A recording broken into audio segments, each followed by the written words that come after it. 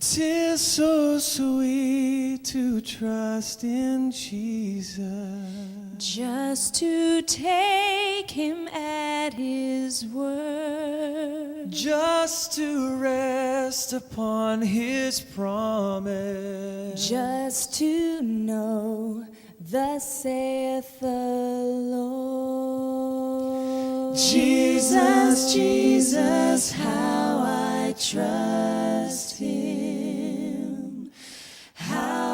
Haleluya, haleluya, haleluya. Terpujilah Tuhan Abraham, Ishak, dan Yakub dalam Yesus Kristus. Shalom Bapak Ibu, saudaraku, yang dikasihi Tuhan Yesus Kristus. Selamat datang kembali dalam renungan hari ini. Kiranya berkat dari Tuhan melimpah bagi kita dalam damai dan sejahtera Kristus. Seperti perintah Tuhan kepada Yosua pada Yosua 1 ayat 8. Janganlah engkau lupa memperkatakan kitab Taurat ini, tetapi renungkanlah itu siang dan malam, supaya engkau bertindak hati-hati sesuai dengan segala yang tertulis di dalamnya.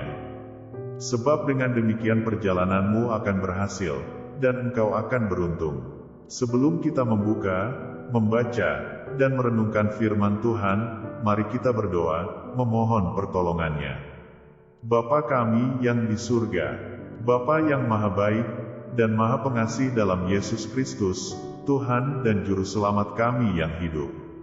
Kembali, kami mengucap syukur kepadamu, atas kesempatan ini, untuk nafas hidup, yang sudah kami hirup, untuk hari yang telah Engkau beri. Roh Kudus kiranya, membuka mata hati dan pikiran kami, agar kami mengerti apa maksud-Mu dalam hidup kami. Kami penuh dengan kelemahan. Tuhan, tolong dan urapi kami, agar firman-Mu boleh tumbuh dalam hidup kami, dan berbuah. Dalam nama Bapa, Putera, dan Roh Kudus kami berdoa. Amin. Mari kita buka Alkitab kita. Dalam kitab 1 Korintus, pasal 15 ayat 17, Rasul Paulus, salah seorang pengikut Kristus yang sebelum bertobat, menjadi penantangnya bahkan membunuh orang-orang Kristen, menuliskan bahwa jika Kristus tidak dibangkitkan, maka sia-sialah kepercayaan kita. Mengapa kebangkitan Yesus sangat penting? Karena kebangkitan Kristus, mengesahkan bahwa Yesus Kristus, adalah Tuhan, atau Allah yang tidak dapat ditaklukkan, bahkan oleh maut sekalipun. Sama seperti yang dituliskan dalam Yohanes 11 ayat 25. Bahkan maut telah dikalahkannya. Oleh karena itu, barang siapa yang percaya kepadanya sekalipun akan mengalami kematian jasmani, namun akan tetap hidup dalam roh bersama Tuhan.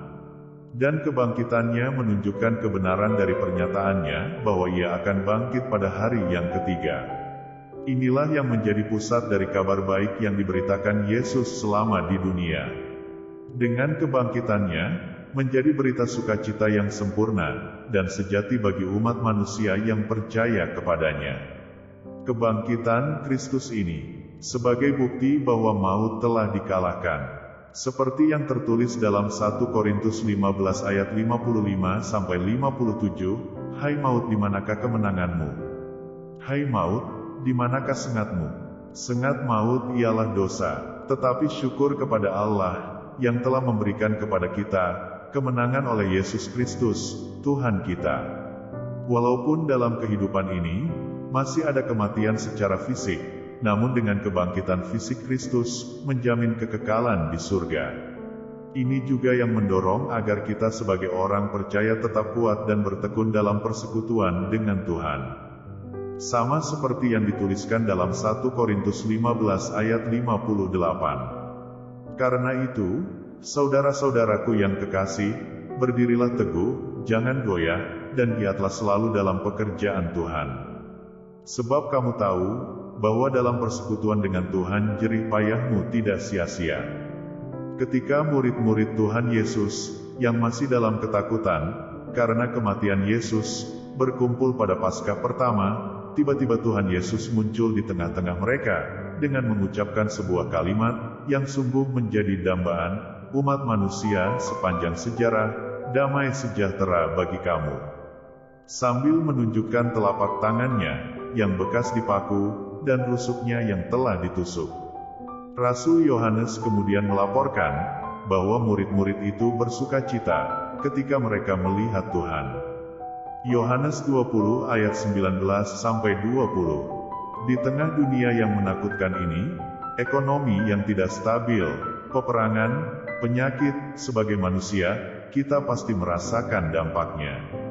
Makin merosotnya moral, meningkatnya kejahatan, dan semakin banyaknya orang yang tidak percaya Tuhan. Kiranya ucapan Tuhan Yesus, "Damai sejahtera bagi kamu," ini sungguh-sungguh memberi kita sukacita, karena mengetahui bahwa Tuhan yang sudah mati dan bangkit itu, berkuasa atas seluruh aspek hidup manusia. Dengan menyadari bahwa sebagai manusia yang terdiri dari darah dan daging, kita masih dimungkinkan resah menghadapi kenyataan yang tidak menggembirakan ini, marilah dengan iman, kita menghadapi kehidupan dan masa depan kita, dengan penuh sukacita surgawi, yaitu sukacita yang melebihi akal.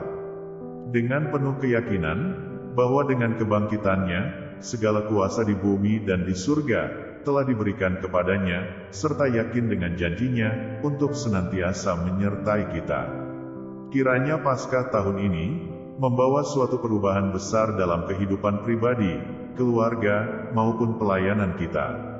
Hingga nama Tuhan dimuliakan. Mari kita berdoa. Bapa, kami mengucap syukur, karena Engkau telah mengasihi kami.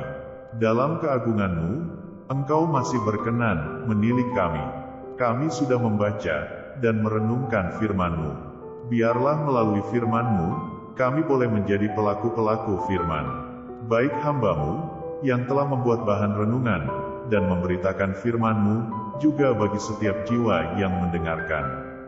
Kuatkan dan teguhkan iman kami. Ampunkan kesalahan dan dosa kami, bila sempat terlintas, atau terucap, keraguan atas penyertaan-Mu, atau perbuatan yang tidak menyenangkan hati kudus-Mu. Kami lemah Tuhan, kami penuh dengan dosa, kami butuh Engkau, Tuhan. Biarlah melalui firman-Mu, kami terus diingatkan, untuk tekun melatih diri kami dalam hati, jiwa, dan pikiran kami, dengan mencari Engkau dan mendengar suara-Mu. Engkaulah sumber kelimpahan berkat, dan kami hanya memohon kepadamu. Kami hanya menyembah Engkau, sama seperti Engkau memberkati Abraham, Ishak, dan Yakub, sudilah kiranya Engkau juga memberkati kami. Sehingga kami juga bisa jadi saluran berkat bagi orang lain.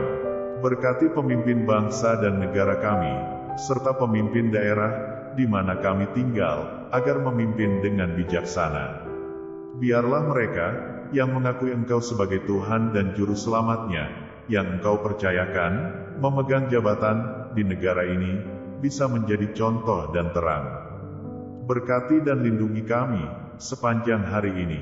Berkati dan lindungi juga orang-orang yang kami kasihi, orang tua, suami, istri, anak, dan saudara kami, dimanapun mereka berada. Kiranya kabar baik ini boleh juga didengar oleh lebih banyak orang, dan kami boleh berpartisipasi secara tidak langsung untuk memberitakannya. Dalam nama Bapa, Putera, dan Roh Kudus, kami berdoa. Amin. Saudaraku, demikian doa dan renungan firman Tuhan pada hari ini. Bila Anda merasa diberkati dan ingin mendukung pelayanan kabar baik ini, silakan membaca keterangan pada bagian deskripsi dari tayangan ini. Tuhan Yesus memberkati kita semua.